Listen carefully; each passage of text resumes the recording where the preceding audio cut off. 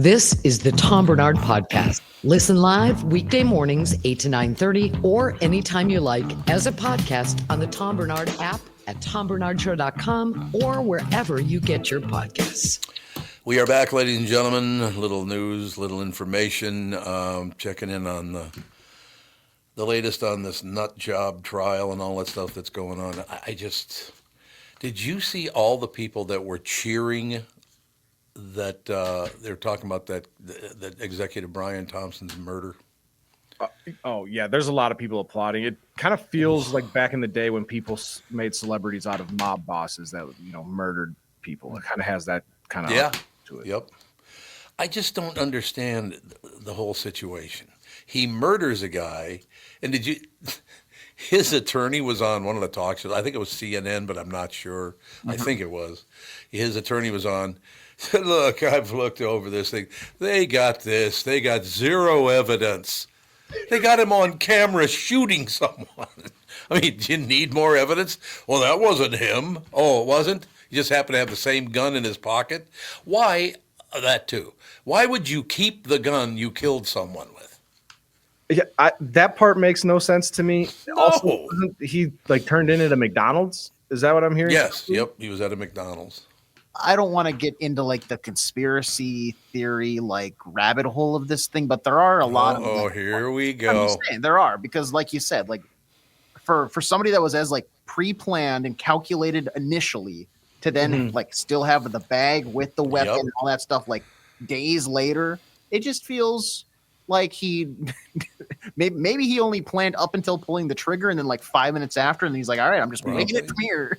Or I think it's also more the back pain isn't the reason why he did this. He's just got some screws loose. Where where it's serial killer type vibes for him just casually sitting down at McDonald's and telling somebody to turn it in.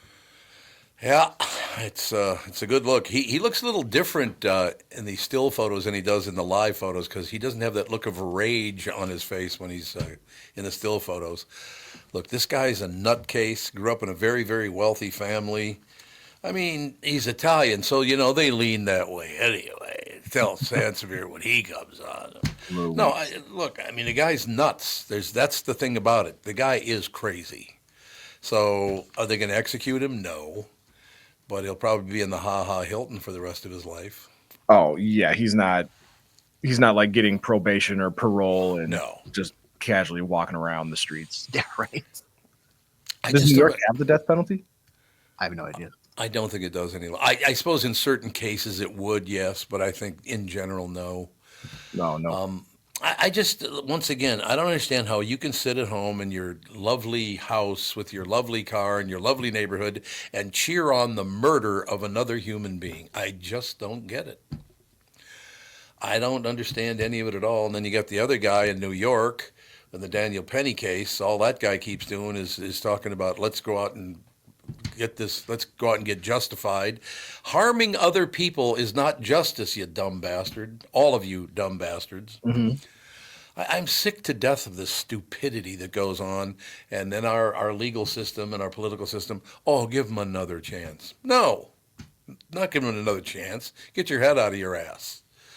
That group I grew up with, how many ended up in jail for the rest of their lives? None of them. I grew up in the worst neighborhood in the state of Minnesota. And by the way, I still loved it. So they can call it the worst neighborhood in the state. I loved growing up in North Minneapolis. But it's just, I cannot imagine any of my friends' houses, because I knew their parents, their mothers, their fathers, brothers, sisters, the whole deal. I can't imagine walking into a house and going, hey, did you hear the great news? That guy got assassinated. I would have never heard that as a kid.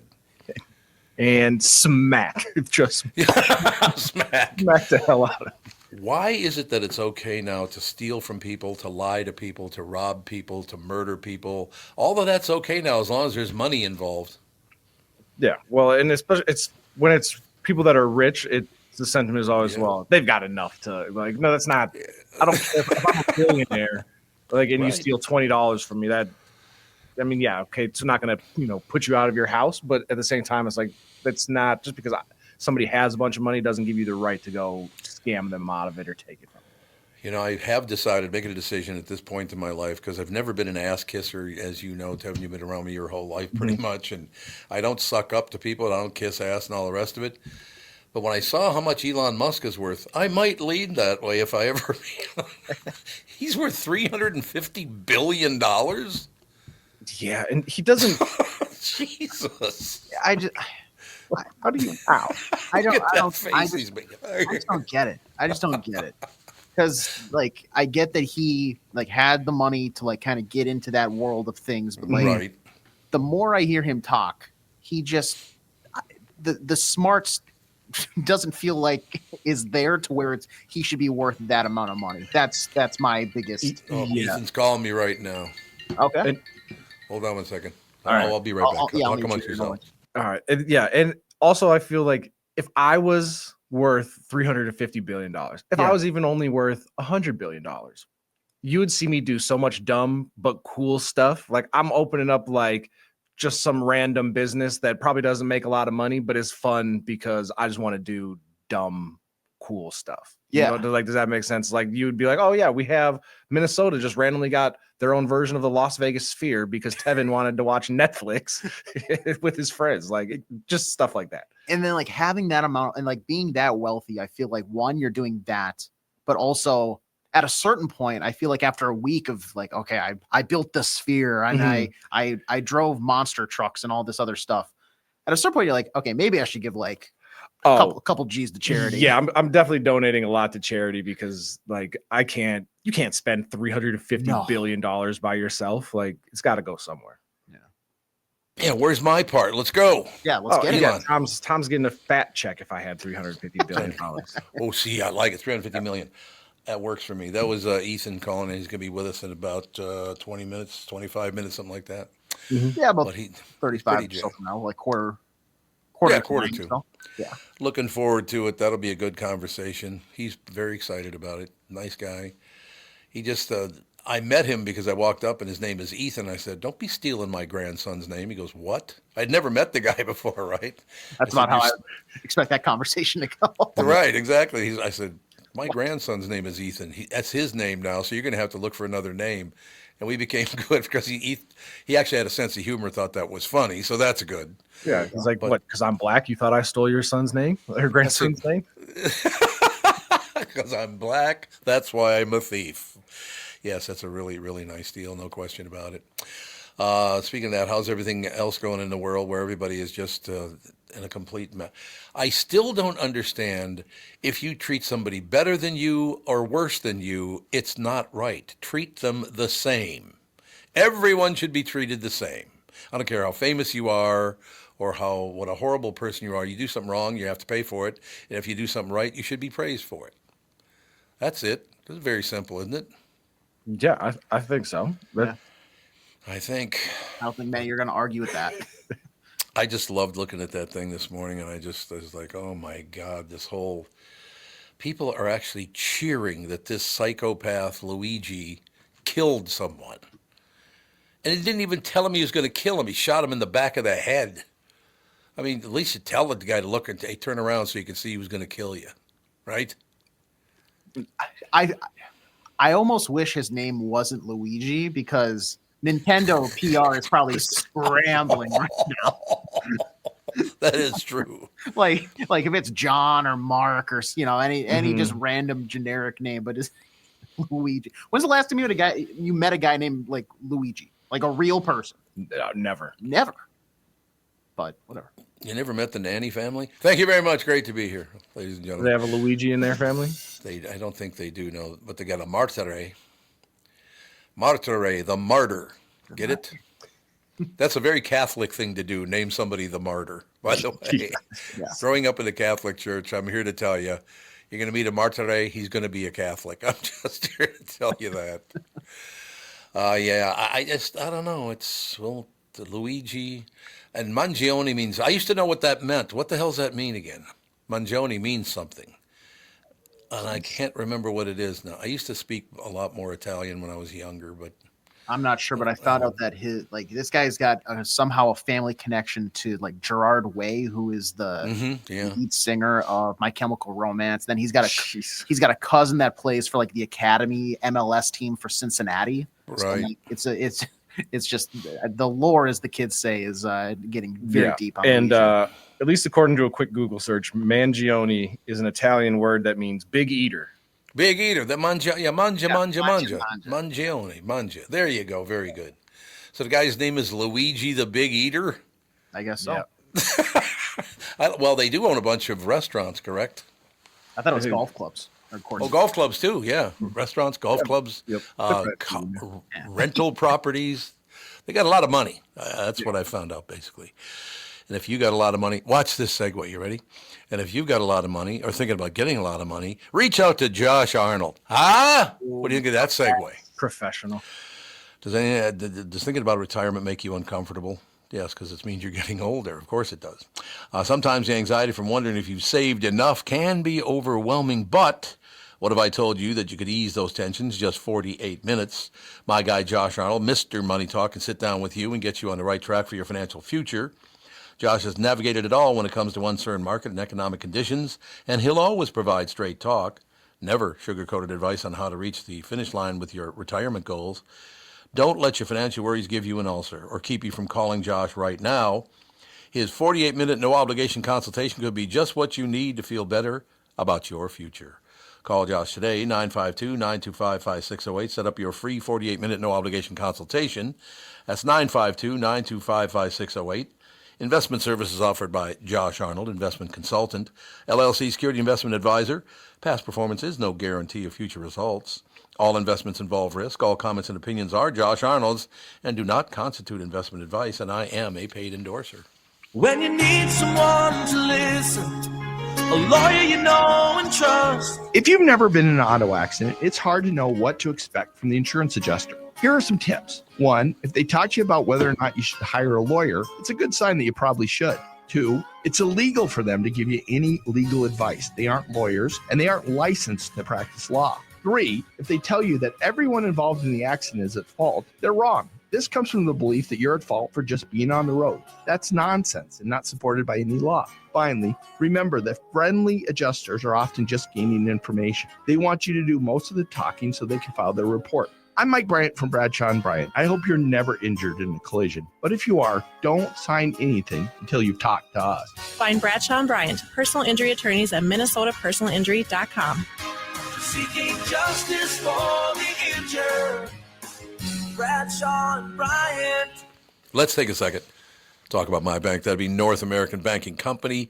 If you own a business or are thinking about starting one, make sure to check out my friends at North American Banking Company. When your business is looking to capitalize on an opportunity or solve a problem, turn to their experts because, well, they're locally owned and operated. Loan decisions are made here in the Twin Cities. They're not shipped out of state. This helps business owners expand with confidence. So if you're looking for a better banking experience, why not bank with my friends at North American Banking Company? Go to nabanco.com to learn more. Member FDIC, equal housing lender. You're listening to the Tom Barnard Podcast. And now, ladies and gentlemen, the lovely and talented Judd Zolgad from Score North. I'd like to announce that my problems yesterday turned out to be a problem with the browser that I was trying to use, and so it wasn't my fault. I didn't screw up. I didn't do anything wrong. I am absolved of any blame for having to actually phone in and turn it into a 1986 show. All right, Tevin, just hang up on him. Operator. What happened? God, I do miss those days, the old phone booths and all the rest of it. Are there any phone booths anywhere anymore? I haven't seen one. There's got to be a couple somewhere. I can't tell you the last time I saw one, but maybe there's some that they just forgot to tear down. I feel like I see them in England because they're like a staple. Yeah. Like they're known for those, but I don't see anyone in like New York nowadays. Like getting Superman would be at a loss for words. He's not changing and saving the world. No. That's true. Where's he going to change now? What the hell? No idea. That's a really good point. That's a great point. But yeah, not saying a payphone in New York when you go there now is really weird. Right, it is. You're absolutely right. There's no question about it. But, time does fly on. And it was a different world when everybody didn't carry a phone around with them because it can be quite intrusive. There's no doubt about that. Yeah, it required some people who were breaking the law to be more creative too, right? Yeah. Because, I think there are a lot of drug deals probably employed the old phone booth or pay phone. Oh, God, yes. Well, there used to be a phone booth right on Penn Avenue as you're going toward downtown. You're just about at 94 or Highway 12 or whatever the hell. I guess that's 394. Yep. But that phone booth always had somebody in it talking. And it was just sitting by itself on the side of the street on Penn Avenue. And there was always somebody in that phone. Well, there was always business to be done, Tom. And not just drugs too. The payphone in the bar was the staple of the bookie. Oh yeah. Because you couldn't, because you don't want to do business where it can be traced easily, I would think. I would have to agree with you. You don't want to be doing that kind of thing. There are some bookies that you've never and I have never heard of, made millions of dollars, and nobody will ever know because they covered it up so well. Oh God, yeah. Well, amazing? And think about a career where you make that much tax free. Mm-hmm. You watch sports, go to a bar, and drink beer. Like that's a pretty good living. Of course, you only live to be about 42, but that's the problem there. Well, if you're the bookie though, then you have to get the thugs, right? When people don't pay. Yeah. Yep. I've always thought I've always sort of romanticized the 1950s and 60s bookie. I've always thought, that's like some type of a cool job. Yeah, bookies and the guys that would run numbers, whatever that means. You know what I'm talking about? Like the odds maker? No, no. They worked for the bookies. Right. But no, isn't it where everybody picks a number? Or I got to play my numbers, whatever. Yep. Yeah. Tom knows. And it's hard to believe that nobody ever won. How did that happen? Yeah. And if they did win, their legs were mysteriously broken the next day. You need that money now for your new legs. That's exactly. Oh, God. What a world, what a world. Yeah, my Uncle Augie was involved in that whole deal, and he was the one that was thrown off a building. Gee, I wonder why he was thrown off a building downtown Minneapolis in the bookie business. Oh, no kidding. Oh, yeah. Which building? Not to be crude, which building? God, I don't even know. I think it was one of the bank buildings, though, I think. Because they were going to meet at the bank, I think, for him to pay somebody off. And well, let's go up on the roof and count it, shall we? It's like, oh, my God, that is straight out of a movie. Really Goodfellas, right? The Departed. I mean, my God.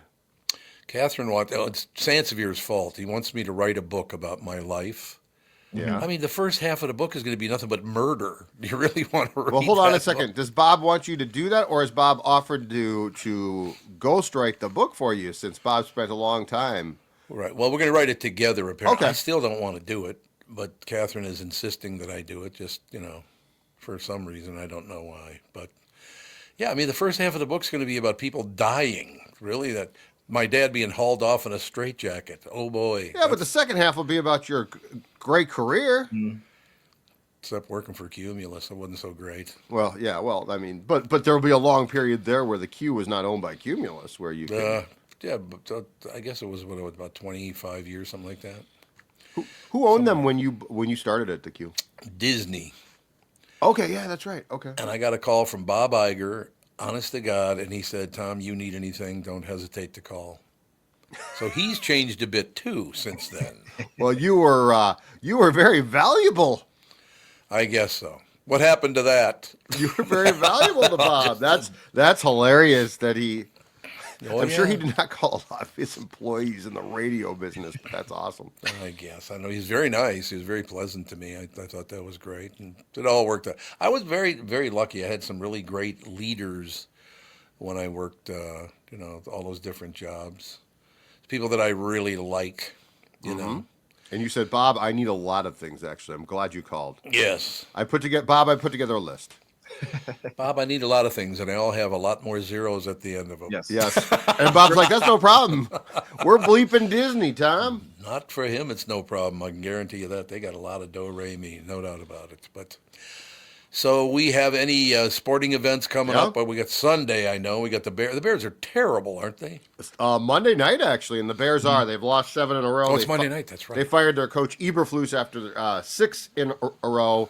So, yes, the Bears are terrible, and the Vikings are, they won 5 to start the season. They lost back-to-back games within 5 days, and since then they've won 6 consecutive games. Yep. So I like their odds. And then the Lions play the Bills on Sunday. Oh, that's a good game. Which makes this interesting because, the Lions are one trip up away from the Vikings being able to, at least from a record standpoint, tie them.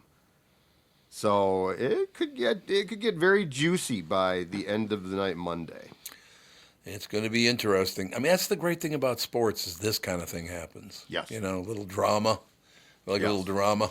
Well, it's just fun when this is why it's fun when the teams are good. Yeah, exactly. This is why it's fun. Precise. So we got not very many. Do we have any good? We got Detroit one more time, right? Yes. Yeah, they've got the Bears. Then they go on the road. There's only 4 games left in the regular season. Right. They've got the Bears at home. Then they go on the road and they play the Seattle Seahawks. Mm-hmm. And they finish with Detroit. Who's the other team there? Packers are sandwiched in there. That's right. That's right. Packers are on the day before New Year's Eve. Yeah. Are they? They're not that good this year, right? I mean, they're not terrible. They're actually pretty good. They're pretty good. Yeah. That's going to be a tough. I mean, Chicago is the easiest. It's a division game, so it's not. Right. But Chicago is the easiest of the 4 teams left.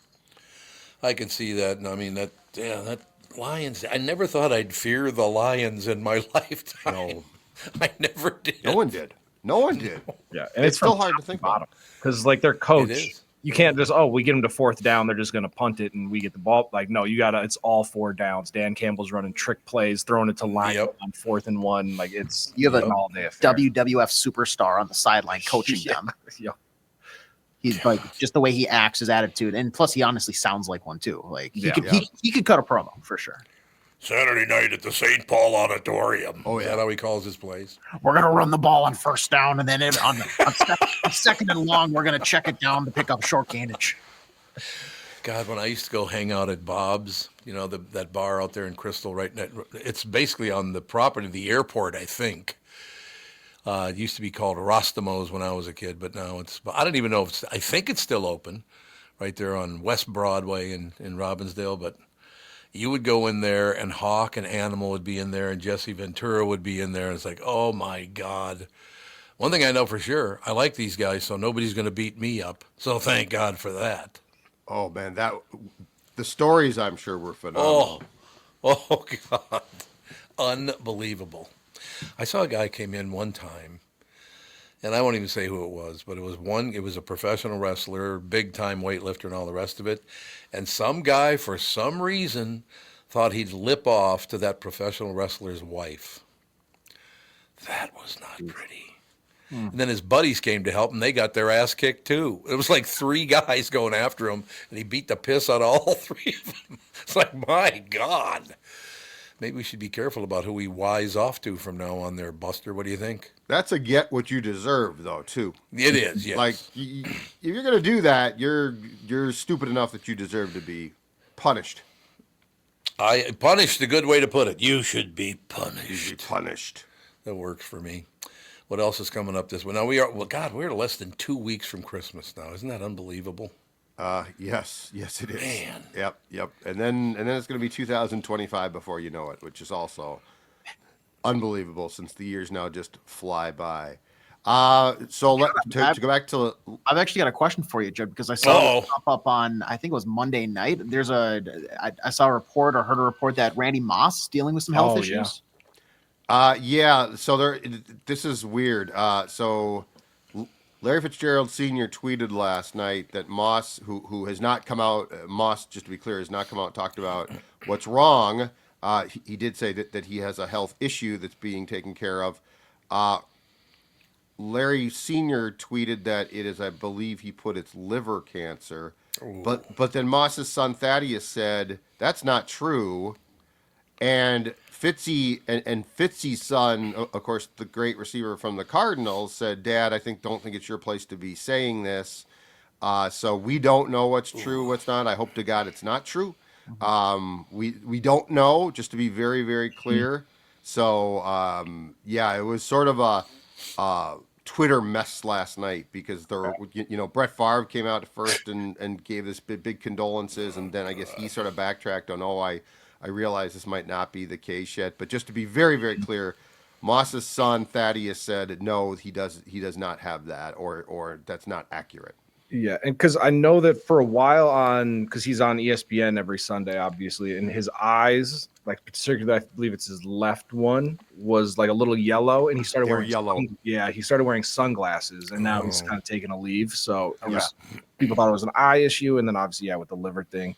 And it's funny that you bring up Brett Favre because did you see the video of Mark Gastineau? Yeah, like more or less like, I want to fight you because you let Michael Strahan sack you. Back in the days, like, I want my sack back. Yeah. Because he broke the record.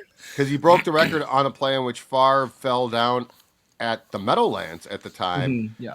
And Gastineau, who was crazy when he was a player and still appears to be, he said, Brett, you hurt me. You hurt me bad by allowing that. Now, his record's been tied since. Like that, it was obviously broken by Strahan. But Strahan, if I'm not mistaken, the record's been tied. So Gastineau's record would be gone by now, regardless. So I'm not exactly quite sure. Like, of all the things Brett Favre has done that would be ill-timed, ill-advised, I don't know that this one is the mortal sin that Gastineau makes it out to be. I just love the idea of him showing up to a random, like, autograph signing, and then this is where I'm going to pick this fight. Yep. Barely off table, away from the crowd that definitely can see and hear us all, and I'm going to confront you about this thing that's only been bothering me. Yeah, maybe they'll be the undercard at the next like Jake Paul fight or something. Oh, there you go. Oh, God help us. There you have it. That was a good Jets team, wasn't it, back in the day? Yes. In fact, so the clip of Favre and Gastineau talking, right. I don't know who recorded it, but it just came out because ESPN's documentary series is going to do something on that Jets sack exchange team, right? Because they had the sack exchange at the time, and so that's going to be a documentary, and that's where they found or somehow obtained this Favre and Gastineau. I don't know what you'd call it, meltdown by Gastineau. It was just very odd. Very, very. I will tell you, there used to be a place just called the Sports Bar in Lower Manhattan, and we'd go in there once in a while, and those guys were all in there all the time. Of course. But it was great. It was fun. Nobody ever tried to start any trouble, I'll tell you that. No, I bet not. And that's back, that's back when you could be a great player and just drink. Oh, you did they. And I'm probably selling them short. Drink and do anything else you wanted and still show up on Sunday and be a Pro Bowl player. It's true. It was amazing. Another brilliant report, Judd. That's all I have to say to you, Buster. I'm just glad I could do it on a non-phone line this time. That was good. I'm glad I could do it. Yep. I'm glad my browser did not let me down. Yeah, we're glad to. Okay, so we will talk to you later on. Well, talk to you tomorrow, as a matter of fact. Yes, I keep sir. thinking it's Thursday today for some reason. I know. It's only Wednesday. I do too. Why I have no idea. I have no idea why. It makes no sense. I agree with you. I keep thinking it's Thursday. It's only Wednesday, Tom. Settle down. All right, guys. See ya. Thanks, pal. Judd's Holgad's Score North, ladies and gentlemen. Take a break. Be right back in a couple of minutes. Chris Egert will join us. K&L Surplus and Ammo is your one-stop shop for all things firearm-related. Located on Lake Drive in Circle Pines. Jim, the owner, has over 25 years' experience, offers honest value and great prices with free shipping on a huge selection of handguns, shotguns, AR, and conventional rifles. Over the years, K&L has established the buying power of larger stores, and that's what keeps the cost down. If you're looking for a firearm or need to stock in some ammunition, go to K&L Surplus and Ammo on Lake Drive in Circle Pines or online at www.klgunstore.com. The past several years have been the craziest in the history of the car business. The pandemic, supply chain, and chip issues all causing extreme inventory shortages that led to, predatory pricing. Some dealers charge thousands of dollars over MSRP. We never played that game. I'm Jim Paul of Valley Buick GMC. We knew that would leave a bad taste in a customer's mouth. More importantly, from an integrity standpoint, it was just wrong. So what about the current market? You know, inventory and pricing. Valley has their best inventory in years. Really all the Buick and GMC models. Even the previously hard-to-find Yukons, HD pickups, and Hummer EVs. Plenty of deep discounts. Many with factory rebates and low-interest financing. Then it's a good time to buy? It's a great time. We're welcoming our previous customers back, as well as anyone else that felt the treatment just didn't feel right the last time somewhere else. Valley Buick GMC in Apple Valley and Hastings or valleycardealers.com. Car buying without the bad aftertaste. My Pillow's glad to announce that their Christmas extravaganza is finally here. Get this season's flannel sheets for as low as $59.98. They won't last long, so get them while you can. The famous My Slippers that haven't been on sale for over a year. Regular price of $119.98. They're now only $59.98. The six-pack towel set's back in stock with extremely limited quantities, only $29.98. With hundreds of My Pillow products, there's something for everyone on your Christmas list. From bathrobes, duvets, quilts, down comforters, and so much more. So go to MyPillow.com or call 800-516-5146. Be sure to use promo code TOM to save on all My Pillow products. For example, flannel sheets for as low as $59.98, or the six-pack towel set's only $29.98, but that's not all. They're extending their 60-day money-back guarantee until March 1st, 2025. Plus, all orders over $75 or more ship absolutely free. Go to MyPillow.com or call 800-516-5146 today, and please do use promo code TOM. This is the Tom Barnard Podcast. Channel 5's Chris Egert, brought to you by Mr. Money Talk Josh Arnold. Call Josh today for your free 48-minute evaluation at 952-925-5608. What's up, homie? Hey, what's happening? Nothing to it, just slogging through life. You know, apparently a little different temperature where you are, but I understand. Yeah, it's not bad, though, today. It's not great. Oh, it's not? Tomorrow morning's going to really suck. Is that the one where it's 6 below tomorrow morning? Yeah, like right now it's like, well, 16, 15. It's not great. I can tell by the look on Doug's face. He wants to. Wait, tomorrow, I've been outside since 3 o'clock this morning. And I'm telling you, tomorrow morning this is gonna feel like a freaking heat wave because it's gonna be well below zero, and the wind chill is gonna be around 20 below. So that's all I'm saying. Yeah. Just trying to add some perspective. That's all. I cannot remember who it was, but it was God, what group was it? I don't remember, but it was a young black band, and they had never been to Minneapolis. I had to pick them up at the airport. This is when I was working at Capitol Records. And the lead singer, I won't say who it was because it's Sugar Tit all the way. You'd know him, though. Walks out of the airport, gets into my car, and looks at me and goes, "How the hell can you live here?" He starts yelling at me because it's so cold outside. I'm like, I don't make the weather. What are you yelling at me for? Yeah, he did not. I don't know if he ever came back because he did not like that below zero weather. Those first couple of cold snaps of the year are always a real kick in the you know what. It's a lot. It is. It's only one day, though. So as these things go, it's not like it's – the worst one is that one in January that you always get that settles in for about 10 days straight where it's below zero. And, you're freaking – this, Doug. You're like car parts are breaking, and it's just like everything's bad news. Pipes are blowing up. When I was a young lad, first living on my own, my roommate he drove a $10 car all winter. And the way that he got it to start when it was that cold, I'm not sure this is really safe. He took a pan of charcoal, lit it, and then put it under the engine to keep the motor warm. Oh, God. Oh, no. Awesome. Do they make cars with the engine block heaters anymore? I think some of the diesel trucks still have those, but it's really not necessary down here. Maybe if you live up in the Yukon or something like that, where it's 50 below, they probably have them, but they're not as common as they used to be because they're not really needed. Gotcha.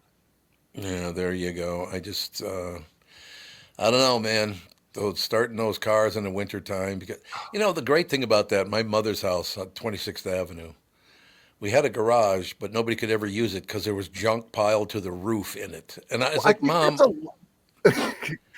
Go ahead, Tom. I was just going to say, Mom, why don't we get rid of that stuff so we can park in the garage? What do you say? And she'd go, well.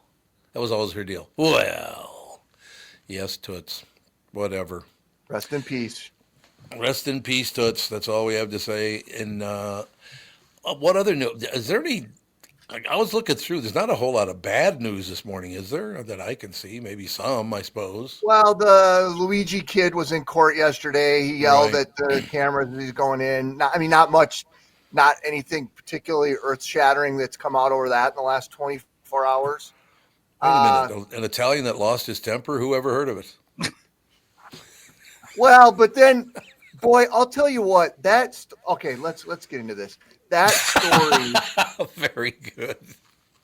That yes, sir. Story. The narrative, and I'm not saying if it's culturally we've taken this narrative or if some of the news outlets have taken this narrative. Oh yeah, I know that somebody got killed in cold blood in right in Midtown Manhattan. Nobody seems to give two rips about that guy. They don't care. They don't care at all. About Luigi and he was a rich kid and he was such a nice guy. And then what happened where things turned south and I guess that happens to some extent in all major crimes like that. Like at some point, if the victim gets killed, it does sort of become about the killer alleged. Because that person's still there and that person's on the news and that people are wondering why. And I don't know. It's just this particular thing seems like pop culture seems to be really freaking interested in this kid and less interested in the fact that, he's an alleged murderer. Yeah. Well, we spend how many countless hours as Americans or just as as people in general watching, true crime documentaries on Netflix and things like that. We're so fascinated with serial killers and murderers that now we get to see one play out in real time. I have a question about him. So I was watching some of the story yesterday, and apparently he had major back surgery a few years ago. That when he was living in Hawaii, he took an introductory surfing lesson. Yep. Don't you think you'd shoot the surfing coach? Just a question. Blaming the insurance company for your back being hurt. I don't know there's a couple. I don't know. And it's possible that he didn't actually have back surgery. No, I heard the back thing too. I don't know that was the axe to grind, but I did hear that. And to your point, Doug, seems like there's other people in line. Might go after another guy. Right. Just putting a hit out on all the people that may or may not have led to his back. Do we have a lot of surfers listening? Is that part of our audience? I don't think there's so. There's some hardcores who go up to Duluth and surf Superior every year. This time of year, crazy. Because now's when the gales are really going in the right now. Yeah. On absolutely surf right outside of Duluth. I know. I just got a horrible shiver through my body thinking about how freaking cold that would be. Did you ever take a swim in Lake Superior? I have a couple of times. I'd have too, and it is cold as hell on the hottest day of the year. Right, that's when it's 90 degrees outside. And exactly. And you're like, all of a sudden. Well, I'm not going to say it because Hannah's in the room. Hannah, where the hell have you been, Hannah? You pill. Do you know Hannah's expecting again, Tom? Expecting Congratulations. What? Expecting to be fired. Child. I Congratulations. thought you expected to be fired. That's what I heard. Sorry, Hannah. I pulled you into this. Tevin makes a hell of a middle name. A purple rain. No, you guys can pick the first name. I'll So what's your first baby's name? Brady. Brady. And then do we know what we're having this time around? Surprise. What's the surprise? You don't know yet, huh? We won't find out till baby's here. Was the first one a surprise as well, or did you find out ahead of time? We found out. But I wanted a surprise, but my husband wanted to find out. So then now I can have a surprise. Well, he is an investigative journalist. It's probably pretty reflexive. You think so? What's your husband's first name? Her husband's not in TV. Yeah. Okay. I was like, Doug, how do you know her? I was going to say, you have to insurance or something, right? I got to warm up. A text her up, yeah. But I was hearing you guys talk about Luigi. Am I wrong? Like everybody's so like, I know. oh, he's so cute, and oh, why would dude? Yeah, what? Shut up. I hate the internet. They're sometimes. just like, yeah, and you know his Instagram has like all of these followers. Like a lot of people are following him now in his social media. Great. He's a folk hero. His Goodreads reviews have been posted. I mean, why follow him? He's not going to be posting anytime soon. I know. That's what I said. You know what? He's only 20, whatever he is. 26. Get out of jail someday, and they'll do a series about him. And you know, he's young enough. He could. I don't know. What are you gonna do? I'll just sit here and be pissed off about it, like I am everything. I was just like so confused. Like he still had the weapon on him and all of Yep. the stuff. Yep. I don't. Yeah, Hannah, I gotta bring this. I'm bringing this up to everybody though. That gun, they showed a picture of it. How the hell do you do that with a 3D printer? It's also like a what? 3D printer, a ghost gun. It's like what? It looks like the most dangerous weapon I've ever seen, and it's what is it? It's plastic. Yeah, That's what they're plastic. It's composite. It's composite. There are some guns that are composite. I mean, I don't. It's not as. I don't think it's as big of a stretch as, and I don't think it's like. I was contacted by someone in the 3D printing industry when this came up a couple days ago. Sure. He mansplained me. He goes, "You media, you make it seem like you can just buy a printer and print out a gun. It doesn't work that way." Like he totally lost his ass on me, and so I'm just from this person's perspective. It's not like you're just printing out. So Luigi maybe didn't print it out. Yeah, he might have bought it as a ghost gun. It may have been made in some way that resembles a 3D printing, but not quite as simple as. Did you see what Burger King posted on social media yesterday? I believe that was fake. Oh, was it? I believe that was somebody in Photoshop. That had to have been fake. What was it? Well, it was a picture of a Whopper, and it said, "We don't snitch." Yeah. Oh my God! Because it was McDonald's that he was at, right? Oh God! People are saying he wanted a McRib because the McRibs are back. And it's Jesus! It just doesn't stop. Yeah, there's no way proud of humanity. No. So proud to be a human being. If you guys, before I go and we go, there's a movie called Don't Look Up that was on Netflix a couple years ago. Great movie. And it perfectly. Have you seen it? I haven't seen it. You would love it. You would really like it. Meryl Streep's in it. I can't remember. Jonah Hill, I think. I don't remember. Yes. So the whole premise of it is it's the world's coming to an end, but it's in the world that we live in. Nobody can believe anything. Everything's an internet meme. The whole thing turns into a whole freaking joke, and these people who predicting that the world's going to come to an end, nobody even freaking listens to them because the internet is what the internet is, and it's a really fun. It's funny. It's good. It's sharp. It's great satire and very timely. Yeah. I love it. Thanks for listening to my TED Talk. My TED Talk, exactly. All right, you pills. We'll talk to you tomorrow.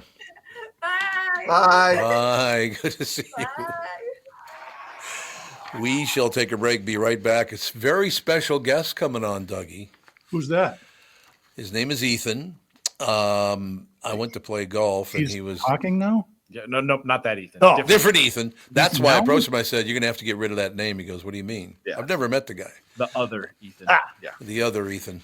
And I said, "You're going to have to get rid of that because I have a grandson. His name is Ethan, so you can't use that name anymore." And Ethan and I have become friends. Ethan has become a listener of this show, and we will have Ethan on right after this. So it's some schlub you met on a golf course. I'm talking with my friends Michael Bilski and Brad Huckle of North American Banking Company. Guys, business owners have had to deal with a lot over the last few years, haven't they? They sure have, Tommy. We pride ourselves on being able to help our customers with the challenges they face. Our business bankers are experts and are always ready to help our customers capitalize on opportunities and solve problems.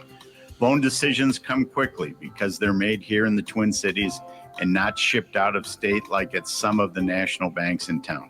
This allows our customers to expand their businesses with confidence, knowing that they have our team of experts in their corner. Okay, so now you give me this big thing at the end. Way to go. Well, you are the professional. Oh, I forgot. Look, I know Brad and Mike, and I trust them with my banking. They've personally delivered on everything they've just said, so why not bank with my banker? North American Banking Company, a better banking experience, member FDIC, equal housing lender. Is that text you're sending so important that you missed your turn? Is that text you're sending so important that you ran the red light? Is that text you're sending so important you didn't see the ball coming onto the road or the child followed? Hi, I'm Mike Bryant from Bradshaw and Bryant. When you take your eyes off the road for even 4 seconds, your vehicle travels 100 yards. That's the entire length of a football field. If you absolutely have to text, you need to pull off the road somewhere safe and do it from there. Texting and driving is against the law. It can cause serious injury or even death to you and others. Now that is important. We hope you're never injured in a collision, but if you are, please contact us. Find Bradshaw and Bryant, personal injury attorneys at minnesotapersonalinjury.com. Going farther with Mike Bryant on your side, seeking justice for the injured. Bradshaw and Bryant. Does thinking about retirement make you uncomfortable? Sometimes the anxiety for wondering if you've saved enough can be overwhelming. But what if I told you that you could ease those tensions in just 48 minutes? My guy, Josh Arnold, Mr. Money Talk, can sit down with you and get you on the right track for your financial future. Josh has navigated it all when it comes to uncertain market and economic conditions, and he'll always provide straight talk. Never sugar-coated advice on how to reach the finish line with your retirement goals. Don't let your financial worries give you an ulcer or keep you from calling Josh right now. His 48-minute no-obligation consultation could be just what you need to feel better about your future. Call Josh today at 952-925-5608. Set up your free 48-minute no-obligation consultation. That's 952-925-5608. Investment services offered by Josh Arnold Investment Consultant, LLC Security Investment Advisor. Past performance is no guarantee of future results. All investments must involve risk. You know that. All comments and opinions of Josh Arnold's do not constitute investment advice. I am a paid endorser. You're listening to the Tom Barnard Podcast. We are back, ladies and gentlemen. Oh, look at Ethan's got his cowboy hat on. Damn. Howdy, partner. Howdy. How we all doing today? Howdy, partner. Oh, my God. Ethan, you look very professional with a cowboy. Usually when I see Ethan, he's wearing a baseball cap, and he's in full charge at a place where I play golf. And I told him the way we met is I walked up and I saw your name tag, and I said, "I'm sorry, but you can't use that name anymore." And you went, "What?" And I said, "That's my grandson's name, so you can't use that name anymore." Yeah. And then, Ethan, you became, you started, I think, listening to the show that day because next time I saw you, you said, "Hey, I heard the show yesterday, and this, that, and the other thing." Yeah, because like I said, like mind you, when I first met you, like even in that moment, like I knew your name and everything. But I was like, "Oh, you're a funny guy, like a very witty guy. You're a talker. I'm a talker." And I'm like, "Okay." So every time I seen you, it's always good conversation. And then you told me your name. I was like, "Oh, you have a podcast?" Like I'm addicted to podcasts. All I do is listen to podcasts, and ever since then, here we are. Yeah, there you have. And I'm going to have to get out of the way eventually because Tevin has decided, since you're both black, that he has to run the interview, not me. Any questions for what you said? I was told, yeah, this guy's coming on the show. His name's Ethan. My grandson's name's Ethan. He's also black. Tevin, you're up. Hey, with the will, with the way, right? So Ethan, what do you? So you want? Are you a podcaster now? Do you want to become a podcaster? How's it? What's the thought in your head? I mean, for lack of other words, I'm not gonna say like the barrier of entry. Not really sure kind of how to start a podcast, like what to do. You know, just get a mic, get a camera, start speaking, record, and it's pretty much it. Somewhere. I mean, at that point, you know. But I'm a very like particular guy. Like when I do things, I'm very methodical about it. So like the moment you tell me podcast, I'm like, okay, like I get that. Like, the speaking part is easy. I do that for free every day. But then I start thinking about the marketing and the advertising and making sure like, okay, like, what can I really do to get my voice out there if I'm gonna do this? If I want to pay bills off of this, you know what I'm saying? I understand exactly. So Tevin, AJ, Doug, do you have any ideas for Ethan?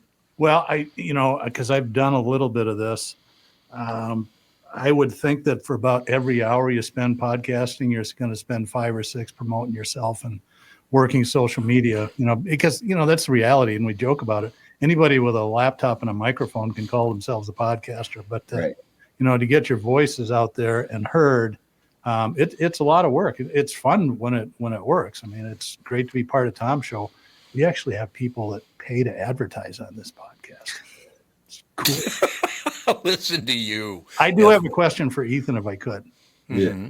So how shitty is Tom's golf swing? Oh, yeah. Like, how many times is he yelling 4 and just slicing one off? Boy, look at the time. Oh, man. I think that's a question for his wife. She could tell you a little bit more. All right.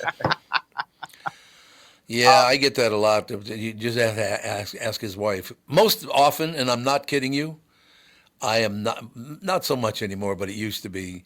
I would talk to somebody and they go, "So is your wife here?" I say, "Yeah, she's here somewhere. She'll be around in a second." And then she walks up and they go, "You married him?" It's like, "Yeah, thanks a lot. I really appreciate it. She's too good for me. I understand. Leave me alone." Right? Yes, sir. Well, she gets money from the state. Gets money from the state just to be married to me. It's more That's of really a charity good. arrangement. Yeah, like a Make-A-Wish. You take care of them, keep them away from all the other girls, and they'll pay a lot of money. I would say one tip that I would have is if you're going to start something, do something that is like, don't try to cover 17 different topics. Like, don't do movies and sports, whatever. Like, if you just because I see if you want to do like country western music and like you want to focus on that, don't try to rope in other, like, maybe pun intended there, rope in other stuff about it. Just like one thing. It's like if there's an audience for everything. If you want to do gardening tool podcast, there's probably people out there that would want to listen to that. But if you branch out, it's like, okay, well, half the show is now what I want to listen to, and it's kind of drifting away. Focus on one thing, and audience will eventually find you. And and usually, if the more niche you are, the more loyal they are. And when you launch your show, if you have recorded podcasts, do 3 of them out at once, because even if somebody maybe kind of likes the first one, they're like, I'll give it a shot for the second one. You can probably within 3 episodes, give them a lot to binge listen to and hook them, hopefully. Okay. That's not a bad thing. No. So, Ethan, have you been doing a lot of studying other podcasts? Like, are you a Rogan fan? Who do you listen to? Honestly, the first podcast I think I ever listened to was it was a music based one. It was the Joe Budden podcast. I listened to that one, and then from there, I got into Joe Rogan, but I'm kind of more depending on the guests. A couple other podcasts. I kind of want to be nice to the platform, and I want to name anything that's not a.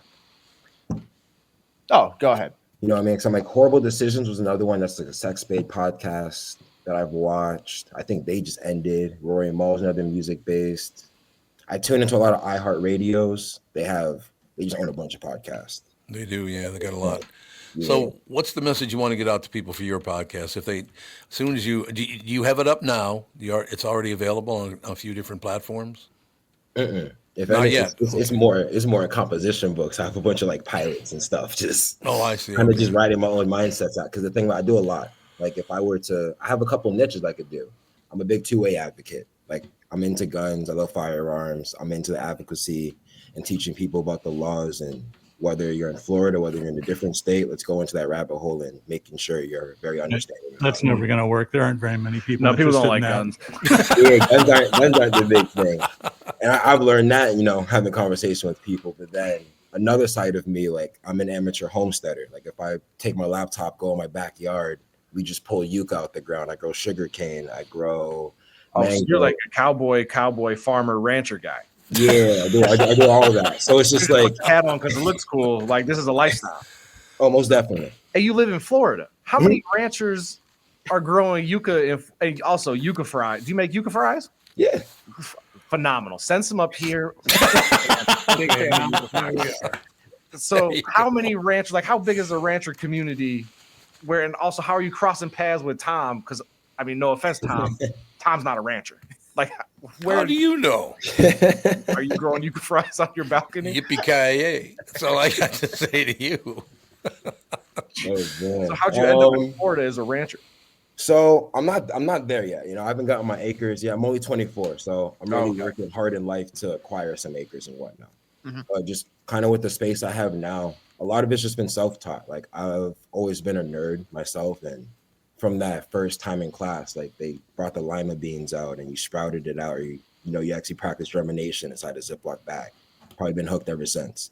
Tell my mom, yo, can we grow this? Can we grow this? Can we grow this?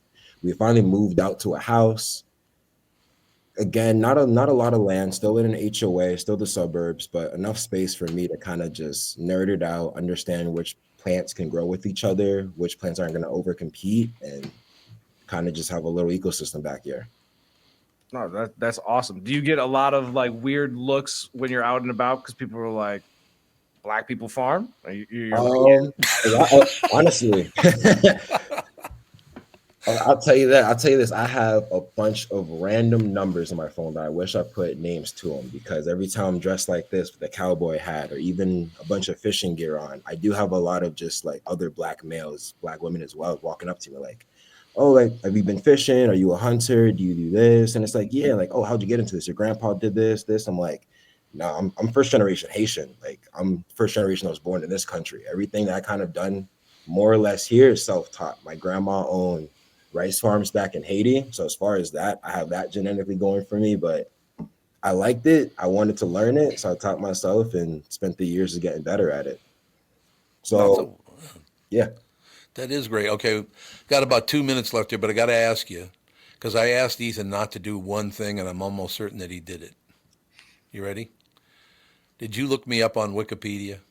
No, I actually didn't. Oh, you didn't? I thought you would for sure. Nah, I got a little discipline in me. It's hilarious when I read that thing, Tom's this and Tom's that. The only thing that they didn't do is what they did to Brian Thompson. At least they didn't shoot me in the back. They stabbed me in the back a number of times verbally, but at least they didn't kill me, I guess. So I guess I'm ahead of the game, right? Well, Tom, like I told you earlier, the space that I met you in, that place doesn't exist. And in the space of the internet, we can argue this place doesn't kind of exist. So like a lot of times is when it really comes to judging people of character and this or that. Like I met you in a very random space, no idea who you were. And we became friends over just month-long of side conversations just because you were very nice to me. And then it just came to a point where we just talked more and more. So it's like, no matter what I can read about you tomorrow, won't change how you treated me the first day I met you. Because you're showing wisdom here. What the hell's wrong? You seem like a very high character type person and very interesting as well. Like if you started a podcast today, I'm listening. Whether you're talking about yuca fries or rice cakes or just your whole backstory, how your parents are from Haiti and things like that. Like I think that you should definitely jump into the podcast world because it could be something that would be very entertaining and successful. Could we legally by February 1st, I know I could do it, but could we put his podcast on could we connect it to our network? Or do they not let you do that? I don't know. I'm sure we could maybe make some phone calls and figure something out, but I know I don't make that decision. That's true. Exactly. I don't either. So. But honest God, Ethan, we want to. You should report in once in a while. Come on once in a while. Just tell us how it's going. And because here's the deal, I think you'd be a great inspiration to a lot of young 24-year-olds and younger, a little bit older, and whatever. There's a lot of people that don't think you can advance very far in America anymore. That those days are kind of over. And I think people like you are proof that that's not true. If you work hard, you can succeed at anything you try. Right? No, most definitely. All right, well, stay in touch. You're going to have to come back on and report. Do not fail, or I'm not letting you back on. Hey, we're going to get it done. We're going to get it done. No pressure. No pressure at all. Ethan, thank you so much for calling in. But let's stay in touch. Let's have you on once in a while, like I said, to see how it's all going and where you're headed. Of course. I think thankful for the opportunity, and thank you for all your time. Not a problem at all. Ethan, I'll see you maybe later this week. Yeah, I'll see you later. All right, thanks a lot, Ethan Julien. Ladies and gentlemen, thank you. Met him. He was kind of in charge of the podium. They were parking some cars at the golf course, and I just started talking to him. And like I said, I just walked up to him. I said, "You can't use that name anymore," and he understood right away. You know, some people go, "What are you talking about?" He's like, "Oh, why? Boy, there's got to be some reason." Yeah, it's my grandson's name, so you're out. Sorry. It's just the way it is. Well, I see that to me right there, a 24-year-old young man who's got dreams and aspirations. You don't hear a lot about that anymore. I mean, this young guy, from what I understand, talking to some of the people he works with, works his ass off because he wants to get ahead in the world. He's a great example of that generation going, if you kick it into high gear, you can make it. Don't let these wonderful school systems of ours convince you of the fact you have no chance of making it because you do. See, I tried messing with a 70-year-old at the grocery store, kind of like what you just did, and it did not go well yesterday. Really? She paid for her stuff, and she's bagging it up, and I'm standing there waiting for the cashier to ring my stuff up. And the cashier looks at both of us and said, "Are you two together?" And I said, "Well, it's just kind of the first time we met. How do you think it's going so far?" And she looked at me like I was effing crazy. Oh, that's funny. I mean, come on. Funny. The cashier thought it was funny, but yeah, Mrs. Krabappel was not amused. Mrs. Krabappel was crabby.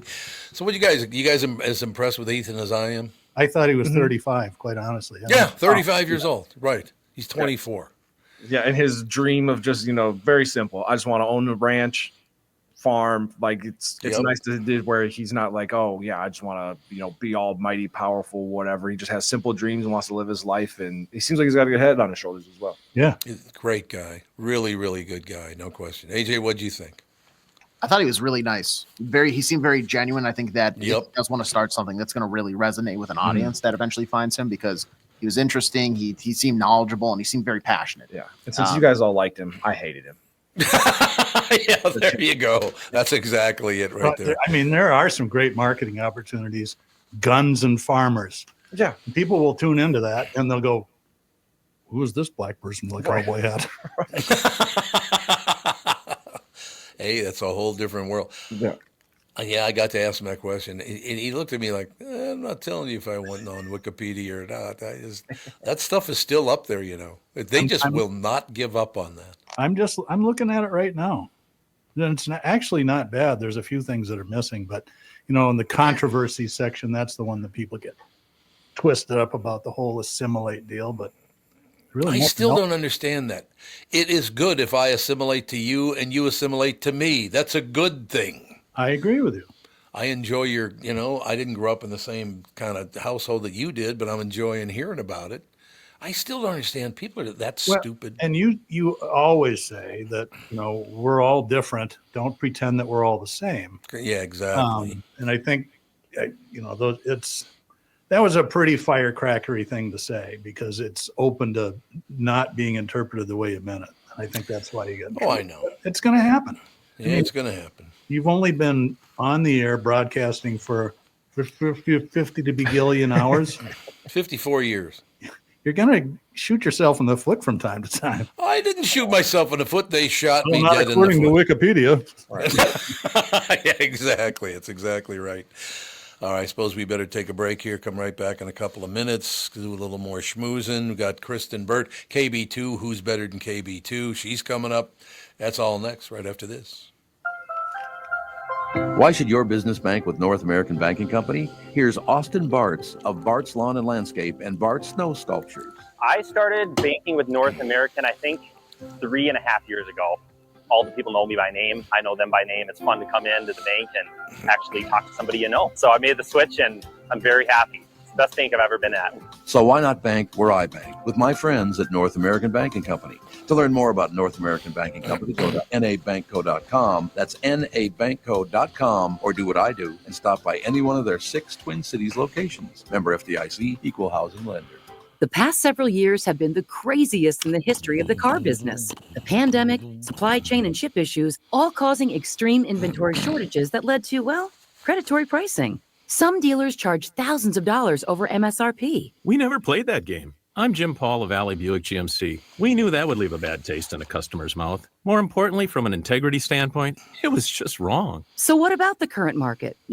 Inventory and pricing. Valley has their best inventory in years. Really all the Buick and GMC models. Even the previously hard-to-find Yukons, HD pickups, and Hummer EVs. Plenty of deep discounts. Many with factory rebates and low-interest financing. Then it's a good time to buy? It's a great time. We're welcoming our previous customers back, as well as anyone else that felt the treatment just didn't feel right the last time somewhere else. Valley Buick GMC in Apple Valley and Hastings or valleycardealers.com. Car buying without the bad aftertaste.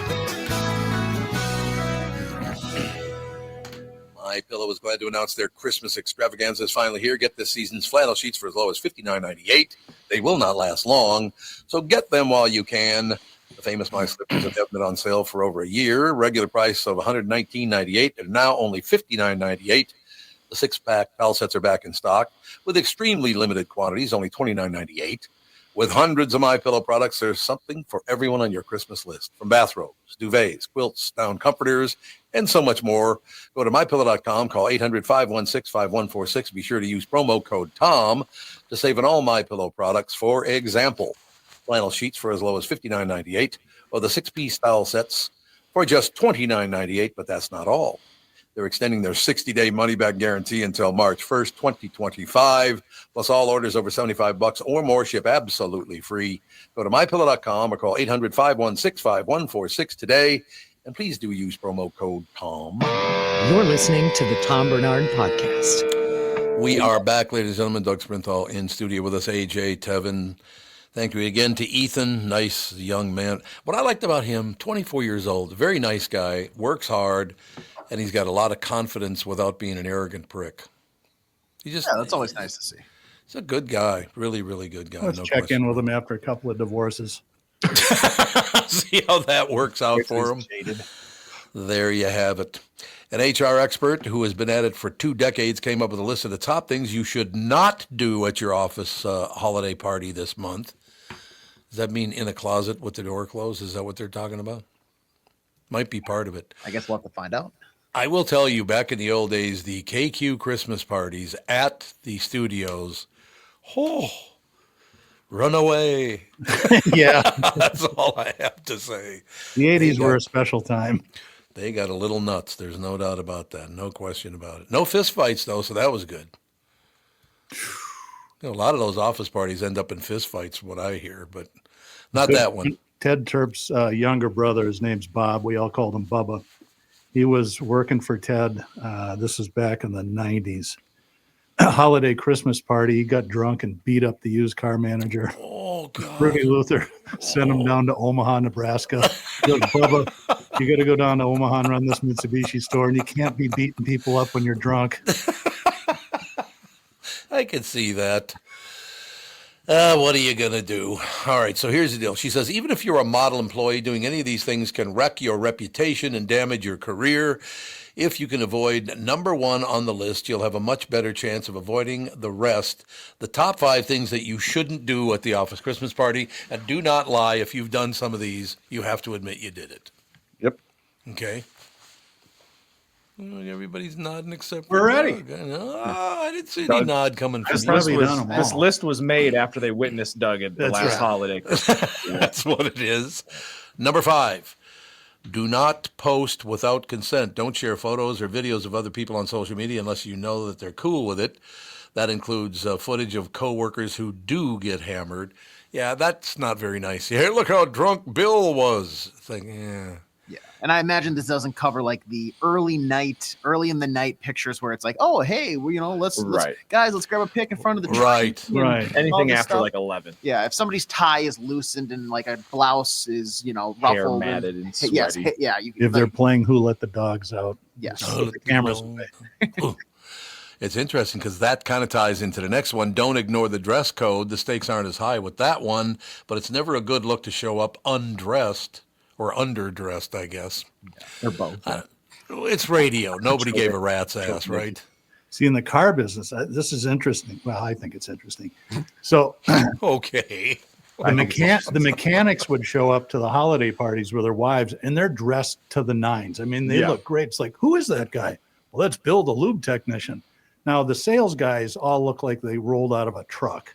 Just flip-flops, hats on backwards. It was very cool, actually. Yeah, you get that the technicians where they have to be grimy and don't get to dress up all day for work, and the sales are opposite, so they flip on the holiday party. That makes sense. Do not mix business and romance, also known as don't make out with the person who sits 2 cubicles down from you. Yeah, that would have been Dan Culhane, so I didn't do that. So that's good. You want to give Dan a big old smooch? I miss Dan. God, what a great guy. Died way too young, man. Dan Culhane, just a great, great human being. But yeah, I going to the parties and all the rest of it. Because the one thing about doing that kind of thing, I learned very, very quickly in this business. If you go to these business things and somebody, like let's say a woman has been insulted and they're all broken down. I went over and tried to help a woman out one time because she was very upset. And I took her hands, not put my arm around her or anything. I took her hands, and the next day she accused me of sexually harassing her. It's like, what? I was trying to make you feel better, you dope. What are you going to do? I've had a wonderful life, haven't I? Half the world thinks I'm the nicest man on earth, and the other half thinks I'm the biggest prick they've ever met. Go back to the first sentence. My first sentence was shut up. That was the first sentence right there. Okay, don't overshare. The vibe might be casual, but remember, you're still at work. Yeah, oversharing is probably not a good idea either. And finally, do not get hammered. A strategy called zebra striping was in the news last week. It's when you drink, but your next drink has to be something like soda or water. You just can't have two boozy drinks in a row. Well, I was never a booze drinker anyway. I was always beer or wine. So, yeah, much less alcohol in that. So I don't know. How would you guys work that out? There'd be no point in going. Yeah. Well, usually like a lot of company holiday parties, like I'm not friendly. I mean, Hubbard, this would be a different situation if like I went to the Hubbard holiday party. Mm-hmm. But like in past jobs, I mean, yeah, if the invite comes into my mailbox, I will show up at the holiday party for Hubbard. But in past jobs, like the holiday parties, it's like I don't really want to hang out and get drunk with all of you, like, you know, freaking Crystal in cubicle 3 always pisses me off because she can't meet her deadlines. So I'm trying to just make an appearance and go to the after party. I've heard some pretty good stories about the Hubbard Christmas party from Moon. I guess Mr. Hubbard is famous for getting up and telling off-color jokes that would violate pretty much everything you just read. As a 90-year-old dude, I'd love to see that. Yeah, and I've heard like Chris Egert, I guess, is like the rock star of the group, and he's always there, you know, big time and everybody. Last year he had the goofiest looking hat on. Like he did. It was like a jazz scat hat. He it was like a fedora and a little feather in it. I was like, I didn't realize who it was when he first approached me. He's like, hey, and I was like, who is this like pit boss? What'd you mention Moon for? Now I'm sad. Way to go. I know. That's coming up. I love that guy. What a great guy. Yeah, it was just before Christmas, wasn't it? I think it was, yeah, because we lost him and Pat really close to each other. Yeah, Pat Eberts, too. That's coming up. That was on Christmas Day. You found him the day after Christmas, right? Yep. Unfortunate. Okay, well, why don't we take a break so we don't all tear up? Way to go, Doug. Typical. I'm going to go home and cry. Ladies and gentlemen, save up to 70%. Holy Hannah. Save up to 70% off your holiday shopping with the Tom Barnard Holiday Online Auction. Visit TomBarnardShow.com, keyword auction to register now. Bidding starts this Friday, just a couple of days away. Auction runs through 8 p.m. on Thursday. Thousands of dollars of items to be up for bids this 1 week only. Items up for auction include Ultimate Golf Package at Deer Run Golf Club, which is a great place to play. Valued at $6,750. A free golf lesson and 10-hour Peak Punch Pass, from Swing Lab. That's valued at $520. Stoked cookout packages, including barbecue pellets, fire starters, oak firewood, and a barbecue caddy. And, free education. I need that. With a certificate program at the Institute of Non-Destructive Testing valued at $12,045. Remember, visit TomBarnardShow.com and enter keyword auction to view items and bid. We'll be right back. KB2 is up next. Does thinking about retirement make you uncomfortable? Sometimes the anxiety for wondering if you've saved enough can be overwhelming. But what if I told you that you could ease those tensions in just 48 minutes? My guy, Josh Arnold, Mr. Money Talk, can sit down with you and get you on the right track for your financial future. Josh has navigated it all when it comes to uncertain market and economic conditions, and he'll always provide straight talk. Never sugar-coated advice on how to reach the finish line with your retirement goals. Don't let your financial worries give you an ulcer or keep you from calling Josh right now. His 48-minute no-obligation consultation could be just what you need to feel better about your future. Call Josh today at 952-925-5608. Set up your free 48-minute no-obligation consultation. That's 952-925-5608. Investment services offered by Josh Arnold Investment Consultant, LLC Security Investment Advisor. Past performance is no guarantee of future results. All investments must involve risk. You know that. All comments and opinions of Josh Arnold's do not constitute investment advice. I am a paid endorser. When you need someone to listen, a lawyer you know and trust. If you've never been in an auto accident, it's hard to know what to expect from the insurance adjuster. Here are some tips. One, if they talk to you about whether or not you should hire a lawyer, it's a good sign that you probably should. Two, it's illegal for them to give you any legal advice. They aren't lawyers and they aren't licensed to practice law. Three, if they tell you that everyone involved in the accident is at fault, they're wrong. This comes from the belief that you're at fault for just being on the road. That's nonsense and not supported by any law. Finally, remember that friendly adjusters are often just gaining information. They want you to do most of the talking so they can file their report. I'm Mike Bryant from Bradshaw & Bryant. I hope you're never injured in a collision. But if you are, don't sign anything until you talk to us. Find Bradshaw & Bryant, personal injury attorneys at minnesotapersonalinjury.com. Seeking justice for the injured. Bradshaw and Bryant. I hosted my show on the radio for 40 years. Now I host the Tom Barnard Podcast. And I'll tell you, I've never seen the passion and engagement from our audience as I do now. I know we also have businesses that listen to our podcast, and it got me thinking, wouldn't it be great to help those businesses grow by telling my listeners about them? So here's the deal. If you own or handle marketing for a business, would like to have my audience buy your product or service, visit TomBarnardShow.com, keyword partner, and we'll put together an ad campaign to help your business. That's TomBarnardShow.com, keyword partner, and thank you for listening. This is the Tom Barnard Podcast. Listen live weekday mornings, 8 to 9:30, or anytime you like as a podcast on the Tom Barnard app, at TomBarnardShow.com, or wherever you get your podcasts. Ladies and gentlemen, Kristyn Burtt Entertainment News brought to you by North American Banking Company. Go to nabanco.com to learn more. Member FDIC, equal housing lender. KB2, how are you? Doing great. How are you? Magnificent. Having a wonderful show today, having fun, having people on. We love it. Excellent. Well, we're actually burning here. Did you see the fires in Malibu? They're not good. What is that all about now? Just every year, huh?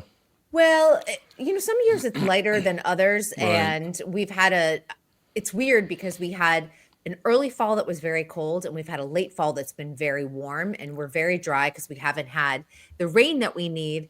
And unfortunately, the Santa Ana winds kicked in, and that combination. And if you take a look at the news, you will see Pepperdine, which is a very elite university right there on the beach side of Malibu. They finally just said, we're sending you all home. This is an impossible situation to navigate. They were in the middle of finals. They canceled school, canceled finals, and said, go home for the holiday season. Because they were all evacuated to either the student union or the library. They couldn't stay in the dorms because the fire kept on encroaching on the property. Not good.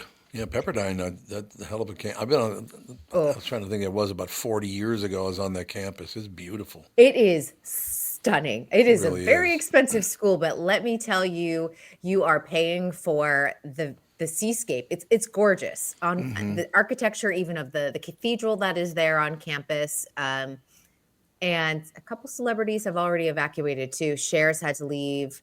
Dick Van Dyke, he's 98. He had to evacuate his home. Oh, no. And he lost his kitty. Like, they were gathering their animals, and one of them rushed off, and he's hoping that she comes out okay. Dick Van Dyke, what a great guy. Was he like 96 now or something? He's 98. 98. And by the way, if you haven't seen it, he just did a music video with Coldplay, and he's been promoting it on some of the late night shows and things like that. It's called All My Love. He actually dances in this. He's like barefoot. God. He's unbelievable. Like the way he's able to move. And it goes through his career and some of the highlights in the music video, and his kids and his grandkids are in it, and great grandkids. It's such a sweet tribute to his career. And Chris Martin wrote the song and dedicated it to him.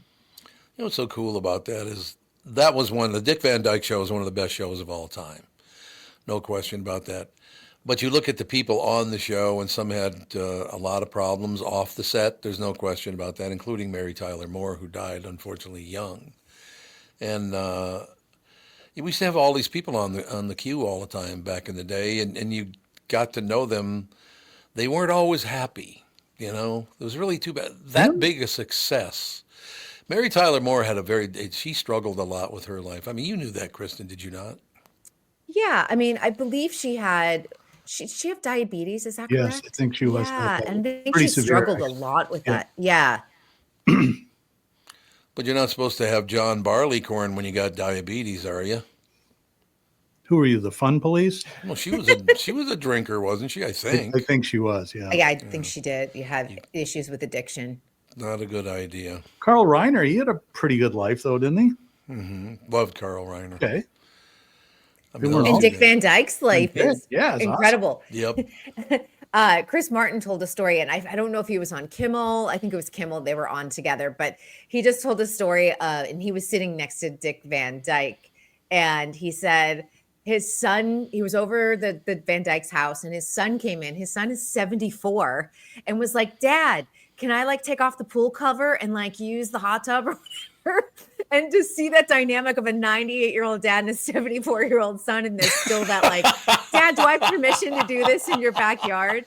That's phenomenal. Yeah, it's a great story. I believe it was Kimmel, so you can probably look it up. It was a great interview of the three of them together. So, and the video was worth watching, honestly. To see a man at 98 who was obviously taking care of his body, who, of course, he's not dancing like he's in Mary Poppins, but still has that movement quality and can move in a healthy way. Mm-hmm. It reminds you that we should all be doing this at our younger ages, so that if we do live to 98, we can be like Dick Van Dyke. You know what I loved about that show, and I had to ask my mother, it's why does he do that? Because, of course, Dick Van Dyke and his wife, Mary Tyler Moore in the show, slept in the same room, but in single beds. And the other part about that is they were in different beds, single beds, and whenever they shot a scene in the bedroom, Dick Van Dyke had to have one of his legs on the floor, which I don't know what that proved. I think that was a Hollywood code back then. No, I'm actually serious. God. I think there was it Hollywood code for? No, it was some rule that the studios came up with that they were going to show people in bed that they had to have one leg on the floor. Right. I'm going to Google this to make sure that I'm not completely insane. I want to know because I've never heard this. Well, because it was back in the 40s and 50s. That's why. Yeah, it was. It was back in the 40s. Your time, Kristyn. It was before my time, but I would love to know what the reason is. Who is the comedian that came up with Dick Van Dyke's real name? I don't even know if I can tell you what he came up with, but you can't blame it on me if I tell you. You ever heard this?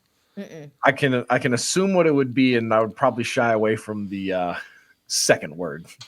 You're going to shy away from that? Yeah, I would probably. I wouldn't. Yeah, if that's what you're. If that's I'm where not. You're going to, this is not me. Don't try to blame it. I don't even think you should go there at all. I'm not going to. I'm just saying that joke went over huge though back in the day. Let people Google it themselves. Do not go near it. Okay, I can do that. And also not on a work computer. The only name that he changed was Van. Just kidding. Anyway, moving forward. I found it. Oh, okay. It's called the Hays Code. 1 foot on the floor during bedroom scenes. There's actually a whole bunch of them in here. No white slavery. No silhouettes of nudity. So just Google or just look up the Hays Code, and it has all these conventions of Hollywood and the TV shows in the 40s, 50s, and obviously into the 60s of Dick Van Dyke had to do that. What do they mean white slavery? What the hell does that mean? You could not picture white people as slaves. Only black people were allowed to be slaves in the movies and TV shows. Times are changing. I'm releasing a movie. Only white slaves. Only white slaves. That's it. No question about it. No interracial relationships. So it's actually pretty interesting. Boy, they haven't done any commercials lately then, have they? No. Well, it's like I say, this is a while ago, but it's exactly what you were talking about when they do the bedroom scene. They had to have a foot on the floor. They did. They had to have a foot on the floor. I do remember that. No question. Apparently back then, nobody could do anything naughty with 1 foot on the floor. Yeah, you worked it out, didn't you, Doug? Yeah. There you go.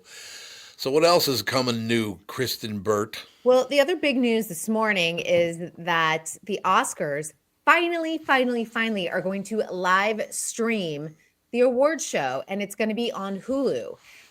They have been like the last of award shows to actually go on a live stream. It was only available on broadcasts before this, and they were losing out on a huge audience. And I know that some of the issue was in the contract that ABC had with the Academy. It only was a broadcast contract, but they have finally worked it out. And I think that they've seen what the Grammys have done and Golden Globes and the Tonys. They're all seeing an increase in their ratings, while the Oscars have not seen that increase in ratings. So this could be one of the reasons. I don't have broadcast. So if it's not on streaming, I'm not watching it, or I sign up for a free trial and then cancel it the next day if I have to cover from home, because I know I'm not the only person in this situation. Okay, Catherine, working out the same angles. Yes. But also the other interesting thing is that it will be available the next day on Hulu. So if people don't catch it live, they can watch it the next day. That's something else that hasn't been previously available. I don't know. I got to mention something to you guys, because I had never heard of this, and I don't know why I've never heard of it, because a lot of stars are in it. But there's a show called The Moody's, and there's The Moody's Christmas. Have you guys ever heard of this show? I have not. No. It's phenomenally funny, and I've never even heard of it. I was trying to think of where it was on. It's Dennis. Yeah. Oh, you got it? What do you got, Tevin? You got it's not. I want to say Dennis O'Leary, but that's not Dennis Leary. Dennis Leary. Dennis Leary. Yeah. Dennis Leary. Yeah. Elizabeth Perkins. It's really, really good. And I mean, very, very funny. It was originally, I guess, 3 1-hour presentations, but now they cut it up into 6 pieces. So it's 6 21-minute shows. And Catherine and I have only seen the first one. It was hilarious. Yeah. Very good. Looks like you can get it on Amazon Prime, YouTube, and Apple TV. Yep. There you go. So are you having to pay for it, though? Is it streaming anywhere for free? Oh, I think it is streaming for free, but most places you do have to pay for it. You're right. But there are options that are free. I say this because you pay for a lot of things. So just so your listeners know where they can find it as a free option. Catherine mentioned that when I die, I should come back as one of my children, because I'd have a wonderful life. You know what I mean? Well, I got there's a kind of a club thing that I belong to in Minneapolis, and we're out of town, a lot. So I finally called one of my family members and said, "Hey, look, there's like $100 minimum every month. So why don't you just go over there and have lunch or dinner or whatever? Because, I'm going to have to pay for it anyway. So why don't you go over there and lunch or dinner?" And Catherine again, "Now when I die, I want to come back as one of your children." But okay. I said, I got to pay for it anyway. So what's the difference? Yeah, you're paying for this. I don't know if you know you're paying for this, but it's available on YouTube, Apple TV, and Amazon Prime for $1.99 an episode. Yeah. Just so people know. No big deal. It's $12. Try it out. Speaking of award shows, I was watching. Go ahead. I just was going to say, but he subscribes to everything already, so I don't know what he needs to pay for anything else. I'm the only guy on earth that has like 5 wives. I got KB1, KB2, KB3. I'm concerned about your finances. Why are you? Anyway, Doug, go ahead. You were talking about award shows, and I watched a compilation of Golden Globes Ricky Gervais clips. Oh, God, phenomenal. I'll just give you my favorite one. Phenomenal. He's drinking a beer on the podium and kind of ripping everybody. And he goes, "Yeah, I'm a little nervous, and I've had a couple, and I like a cocktail as much as the next man, unless the next man's Mel Gibson." Oh my God, that's cold. Yeah, his monologues for the Golden Globes were amazing. I think Amy Poehler and Tina Fey did a decent job, and I'm hoping that Nikki Glaser kind of fits in somewhere in between an Amy and a Tina and a Ricky. She said that I saw an interview with her today. She's already reached out to Ricky, and he was like, "Remember, you're not the most important person in the room. So take that as a note, especially when you're writing your comedy. You're kind of like visiting their, area or, their room. So I think that she's going to be brutal, but probably not as brutal as Ricky. He's like, you can do that in about the third year, is what he told her. That's probably pretty good advice. Although he did open the door and he made the shows much more watchable, I think. 100%. I'm looking forward to it because I think it's going to be more watchable. Last year was Joe Coy, and that was just not his genre. It was so sad. It was painful to watch. And I like him too. He's a really good guy. That was sad to watch. Yeah, he's a talented comedian, and he also got the job about 8 days before because nobody wanted to take it. Now that it's kind of landed successfully at CBS and it'll be there at least for the next 5 years, I think that the show is back, after strikes and pandemics and everything else and all of their controversy over at the Hollywood Foreign Press. I think Nikki Glaser is a great choice. Yeah, and I'm curious to see what her strategy will be. Does she come out and try to, softly get the crowd on her side as she goes through it and then kind of punch him with something in the middle? Or does she say, you know what? No, I'm Nikki Glaser. You know who I am and what I do. We're just right from jump. I got jokes that I need to get off my chest. I'm looking forward to it, to be honest. Is she the one that was hanging out with Bobcat for a while, or is that a different Nikki?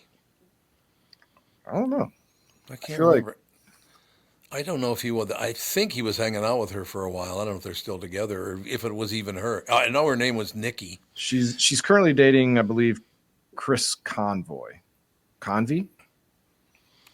Maybe. I don't know. And she lives in St. Louis. She left Los Angeles. So it must be a different Nikki. Yeah. Maybe. I don't know. I don't talk to Bobcat anymore. He used to come in the studio about once a week, and now I haven't heard from him since he became a director. It's like, settle down there, pal. Not exactly have the big barn burners, if you know what I'm saying. That's the one part about this business I find very upsetting is you get to know people and you're really, really happy. And then they get a show or a movie or something and all of a sudden they're just far too good for you. It's like, yeah, okay, whatever. But those are the people you don't want to be friends with anyway, No, because here's You're the right. problem. This business is such a roller coaster. And if they start coming back around after they reach a peak and they're on the downside of that and they come back around looking for you, you're like, really? You couldn't be bothered with me before then, while you were at the rise. The people who keep the same circle of friends all the way through are the real ones. I will tell you one of my favorite shows I've ever done, though. In studio, we had Bobcat Goldthwait and Lonnie Anderson both in studio. Oh, my God. It's like, oh, my God, what a mess that was. I had all the juggling balls were in the air, believe me, that day. Did she have her helmet hair? She always had perfectly coiffed blonde hair. So did Bobcat go after her? Oh, God, yes. Oh, God. And she didn't understand why. Was she married to Burt Reynolds at the time? I think so, but I think you're right about that. But it was really uncomfortable.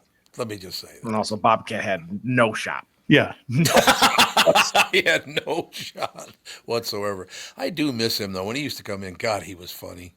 But then I ran into him in Vegas one time, and he had very little time to talk. And I'm like, really? This is how you're going to be? Settle down. Yeah. I don't know if you know this or not, but you're not, John Ford or whatever that guy's name was. Yeah. Kristyn, is that something that happens to you quite a bit where maybe somebody starts to big time you and then when they're on their slide down, they need to reach out to you because, I need some good press in the movie. And do you want to call any of these people out? Call anyone out in public. But it has happened before. And it's a weird thing because I've been in Los Angeles long enough where I've had friends, even on the entertainment reporter side, go up and then come down and go up and come down. And they come around when they need you. And you're like, oh, yeah. Oh, they need me right now. Oh, they don't need me right now. And I think that is always a situation where you're like, you just learn to put up boundaries. It's not worth it because, why are you going to chase after someone that doesn't want to be your friend or only wants to be your friend when they're going through a hard time? It's exhausting. Right. No, there's no question about that. That's a part of the business that's a little difficult, because you meet these people and you assume you're friends, and then all of a sudden, when you don't have the value you used to have, all of a sudden you're not that great a friend. Right. Like, what the hell is that? And then there are plenty of friends who have risen to the top and are extremely successful, and they're still the same person, which is great. Yep, that is great. All right, any closing words? Oh, I just want to mention, since we've talked about Taylor Swift ad nauseum over the last couple of years, just throwing this out because I think this was big news over the last couple of days. She gave out $197 million worth of bonuses to her entire tour crew, going from caterers, truckers, singers, dancers, choreographers, because she earned $2 billion in ticket sales alone for the Eras Tour. Jesus. And good for her for sharing the wealth. So, and she didn't just do it once. She gave out $55 million worth of bonuses at the end of the North American tour in August 2023, and then an additional $197 million at the end of this leg of the tour. I saw a picture that you'll think is touching. It was the last show, the VIP area. It was Eddie Vedder and his daughter. Eddie Vedder took his daughter to see Taylor. That was cool, I thought. Yeah, a lot of parents who were like, oh my gosh, where has time gone?